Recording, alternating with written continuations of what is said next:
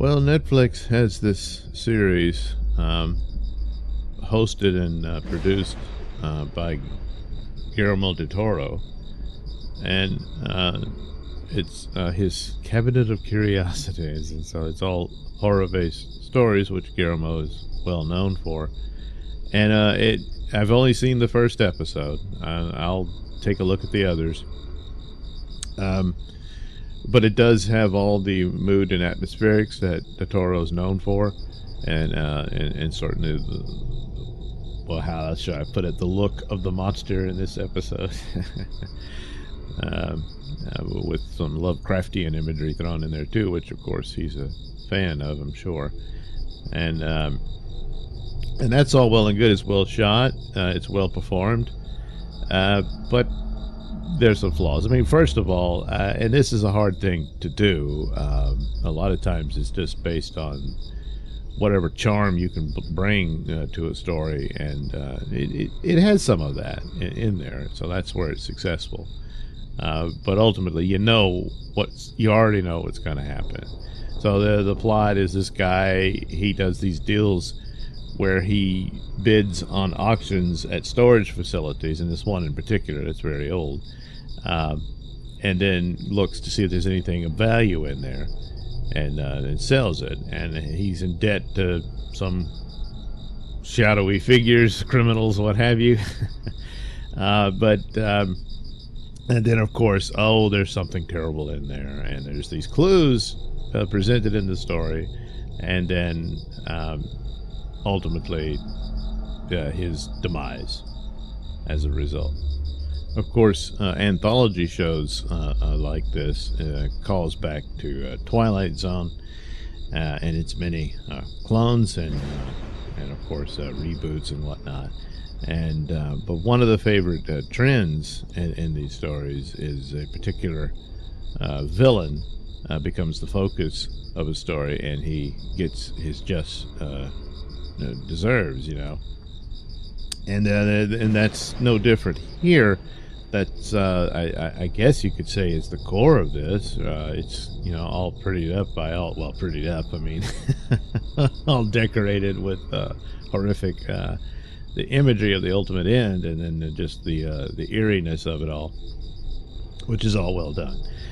But they present this guy as a racist. So he's introduced, I think he's supposed to have been a veteran, I guess. Well, they set this like in the early 90s, so I guess he could have been a Vietnam veteran. But anyway, he's listening to a sort of pseudo-Rush Limbaugh, I guess, something like that, talking about the immigrants are pouring in, and it's illegal aliens and whatnot. And he's like, yeah, no one cares about white people and all that sort of stuff. And that sets the tone for who this guy is. And he's generally a bit of an a-hole, and he makes a living off of this.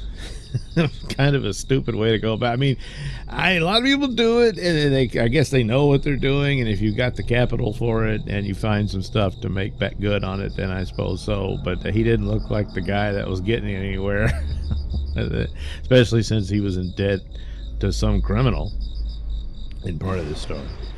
But the thing of it is, that's how they present him. So he wins this auction from this mysterious man who dies early in the story, and then we find out, that he owned this property. And there's security video of him having to do some bizarre hopping ritual to get into the facility.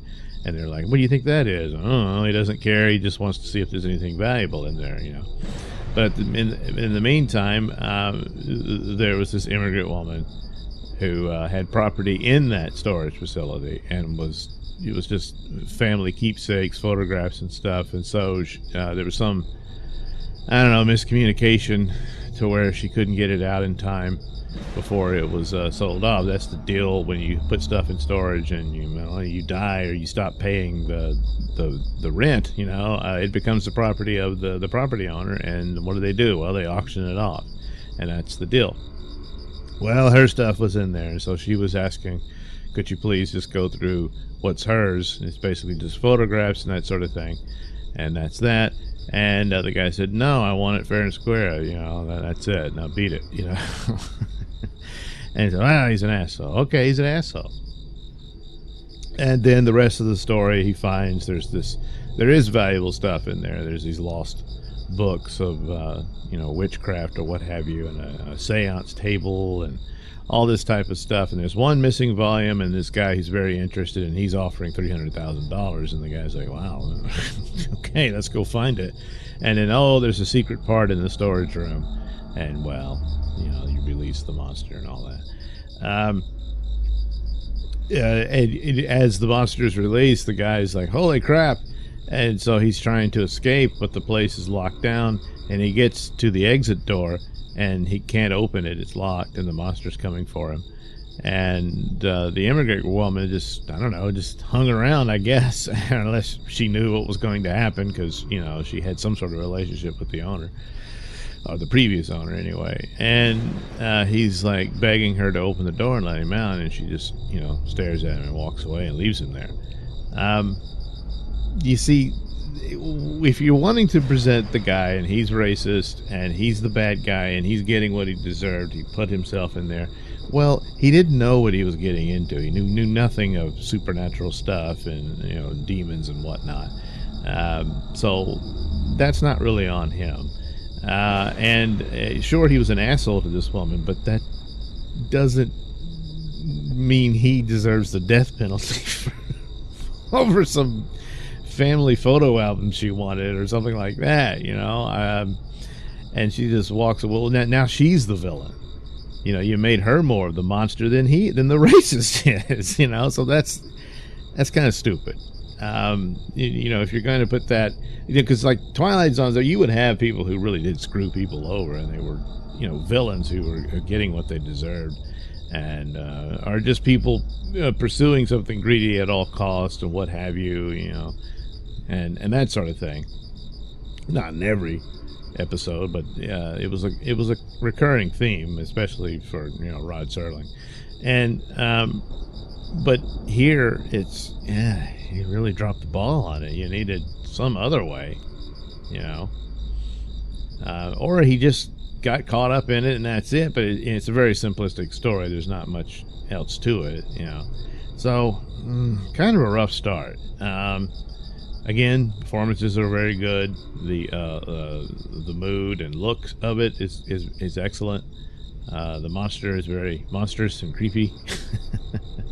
Everything's creepy about it, which is perfect for horror. But it kind of dropped the ball. And the other part, which is really hard, what angle can you come up with out of this story that would be surprising or anything? They didn't have it, because you pretty much knew what was going to happen once you realize, it's this mysterious thing, and he's going to open it up, and all hell's going to break loose, literally. So I mean, you could put it in there that the woman knew she couldn't open the door. If she did, then at least the overall building contains the evil within, but it doesn't do any of that. So that's just me filling in the blank, and that's not going to cut it. So they done that, and she's sorry. But then again, if she had some knowledge of it, and it's like, you don't understand what you're dealing with there, buddy, and he blows her off and calls her an epithet or something, then okay, you compounded this guy's asshole attitude, but they didn't really do that. They get in an argument over the property, and she says something in Spanish, and he says, talk to me in English, damn it.